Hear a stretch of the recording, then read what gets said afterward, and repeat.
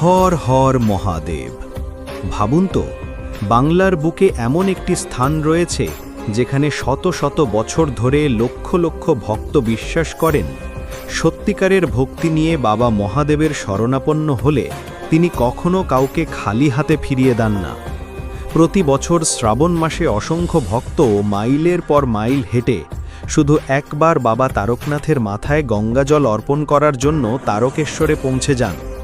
কিন্তু প্রশ্ন হল, এই তারকেশ্বর মন্দিরের জন্ম কিভাবে হলো? কে প্রথম এই অলৌকিক শিবলিঙ্গের সন্ধান পেলেন? আর কেন আজও কোটি কোটি মানুষের অটুট বিশ্বাসের কেন্দ্র হয়ে রয়েছে বাবা তারকনাথ? আজকের ভিডিওতে আমরা জানব সেই বিস্ময়কর ইতিহাস, যা শুধু একটি মন্দিরের কাহিনী নয়, বরং ভক্তি, অলৌকিক বিশ্বাস এবং মহাদেবের অসীম করুণার এক অনন্য অধ্যায়। ভিডিওটি শেষ পর্যন্ত দেখুন, কারণ শেষের ঘটনাটি আজও হাজার হাজার ভক্তকে বিস্মিত করে।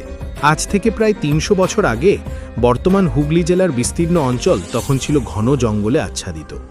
চারদিকে বিশাল গাছপালা, বন্য পশুর বিচরণ আর মানুষের বসতি ছিল খুবই কম। এই জঙ্গলের কাছেই বাস করতেন এক গরু পালক।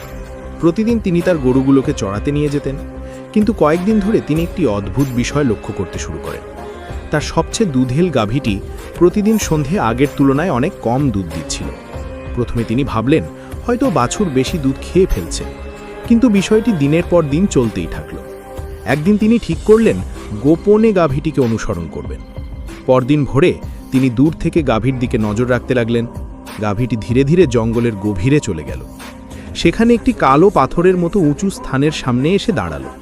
তারপর ঘটল এক অবিশ্বাস্য ঘটনা।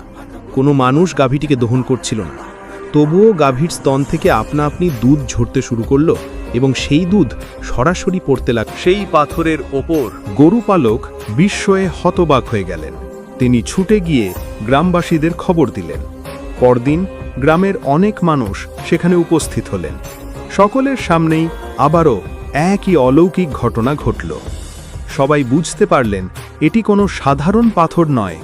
খবর দ্রুত চারদিকে ছড়িয়ে পড়ল।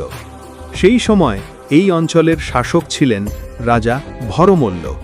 অলৌকিক ঘটনার কথা শুনে তিনিও ঘটনাস্থলে এলেন। রাজা নির্দেশ দিলেন পাথরটি খুঁড়ে দেখা হোক। অনেক শ্রমিক দিনভর মাটি খুঁড়লেন, কিন্তু আশ্চর্যের বিষয়, যতই খোঁড়া হয় শিবলিঙ্গের শেষ প্রান্ত আর পাওয়া যায় না। রাজা বিস্মিত হয়ে গেলেন।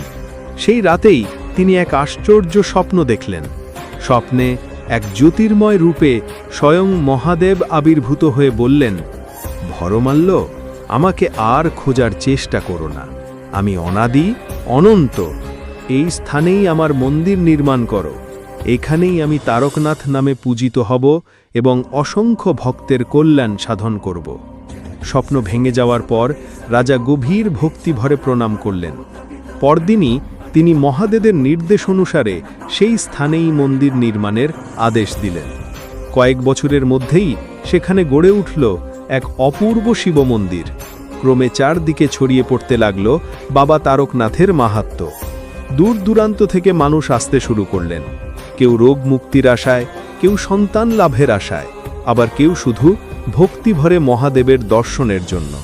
ভক্তদের বিশ্বাস, সত্যিকারের আন্তরিকতা নিয়ে প্রার্থনা করলে বাবা তারকনাথ আজও তার কৃপা বর্ষণ করেন। কিন্তু এখান থেকেই শুরু হয় আরও এক বিস্ময়কর অধ্যায়। প্রতিদিন সূর্য ওঠার আগেই মন্দিরের চারপাশে ভক্তদের ভিড় জমতে শুরু করত। কেউ দূর গ্রামের কৃষক, কেউ ব্যবসায়ী, কেউ আবার অসুস্থ স্বজনের সুস্থতা কামনায় ছুটে আসতেন।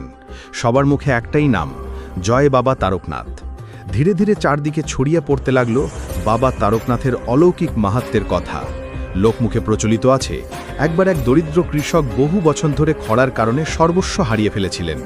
শেষ ভরসা হিসেবে তিনি বাবা তারকনাথের কাছে এসে কাঁদতে কাঁদতে প্রার্থনা করেন।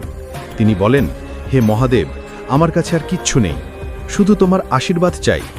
গ্রামে ফিরে যাবার কয়েকদিনের মধ্যেই প্রবল বৃষ্টি শুরু হয়। কৃষকের জমিতে আবার সবুজ ফসল জন্মায়। সেই ঘটনার পর থেকে তিনি প্রতি বছর খালি পায়ে হেঁটে তারকেশ্বরে এসে জল নিবেদন করতেন। এই কাহিনী ভক্তদের মধ্যে আজও লোকবিশ্বাস হিসেবে প্রচলিত। এমন আরও বহু কাহিনী শোনা যায়। কেউ বলেন কঠিন অসুস্থতা থেকে মুক্তি পেয়েছেন, কেউ বলেন বহু বছরের মানত পূর্ণ হয়েছে, কেউ বলেন জীবনের কঠিন সময়ে বাবা তারকনাথ তাদের পথ দেখিয়েছেন। যদিও এসব ঘটনার বৈজ্ঞানিক প্রমাণ নেই, তবুও অসংখ্য ভক্ত এগুলোকে মহাদেবের কৃপা বলে বিশ্বাস করেন। এবার আসি দুধপুকুরের কথায়। তারকেশ্বর মন্দিরের পাশে অবস্থিত এই পবিত্র জলাশয়কে ঘিরেও রয়েছে গভীর ধর্মীয় বিশ্বাস। ভক্তদের ধারণা, পবিত্র মনে এখানে স্নান করে বাবা তারকনাথের দর্শন করলে আত্মশুদ্ধি হয় এবং মন আরও একাগ্র হয়। তাই প্রতিদিন অসংখ্য মানুষ প্রথমে দুধপুকুরে স্নান করেন, তারপর মন্দিরে প্রবেশ করেন। এরপর শুরু হয় আর এক অনন্য দৃশ্য, জলাভিষেক। ভোর থেকে হাজার হাজার ভক্ত হাতে গঙ্গাজল নিয়ে সারিবদ্ধভাবে দাঁড়িয়ে থাকেন। অনেকেই কয়েক কিলোমিটার নয়, বরং কয়েকশো কিলোমিটার পথ হেঁটে আসেন। তাদের কাঁধে থাকে বাঁশের তৈরি কাভার, দুই পাশে ঝুলে থাকে গঙ্গাজলের কলস। এই যাত্রাপথে তারা বারবার উচ্চারণ করেন, বোল বাম, হর হর মহাদেব। শ্রাবণ মাসে এই দৃশ্য যেন এক বিশাল আধ্যাত্মিক উৎসবে পরিণত হয়। রাস্তার দুই পাশে ভক্তদের বিশ্রামের ব্যবস্থা করা হয়। স্থানীয় মানুষ ও বিভিন্ন স্বেচ্ছাসেবী সংগঠন জল, খাবার ও চিকিৎসার ব্যবস্থা করেন। হাজার হাজার মানুষের কণ্ঠে যখন একসঙ্গে হর হর মহাদেব ধ্বনি ওঠে, তখন পুরো পরিবেশ ভক্তিময় হয়ে ওঠে। মহাশিবরাত্রির সময়ও তারকেশ্বর মন্দিরে লক্ষাধিক ভক্ত সমবেত হন। সারা রাত ধরে চলে রুদ্রাভিষেক, শিবমন্ত্র জপ, ভজন ও আরতি।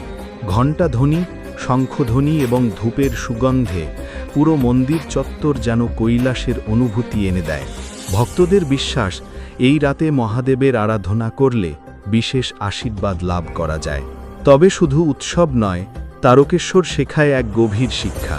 মহাদেব কখনো ধন সম্পদ বা বাহ্যিক আড়ম্বর চান না। তিনি চান নিষ্ঠা, ভক্তি এবং নির্মল হৃদয়। যে মানুষ সত্যিকারের বিশ্বাস নিয়ে তার শরণাপন্ন হয়, সে মানসিক শক্তি, সাহস এবং আত্মবিশ্বাস লাভ করে। এই বিশ্বাস যুগ যুগ ধরে ভক্তদের মধ্যে প্রচলিত। কিন্তু বাবা তারকেশ্বর মন্দিরে এমন আরও অনেক ইতিহাস লুকিয়ে আছে, যা খুব কম মানুষই জানেন। মন্দিরের স্থাপত্যে কী বিশেষত্ব রয়েছে? কেন এই তীর্থ বাংলার অন্যতম প্রধান শিবধামে পরিণত হলো? আর শতাব্দীর পর শতাব্দী ধরে কিভাবে এই ঐতিহ্য অটুট রয়েছে? এই সমস্ত অজানা তথ্য নিয়ে আমরা আসছি পার্ট 2-এ। ভিডিওটি যদি ভালো লেগে থাকে তাহলে লাইক করুন, কমেন্টে লিখুন জয় বাবা তারকনাথ।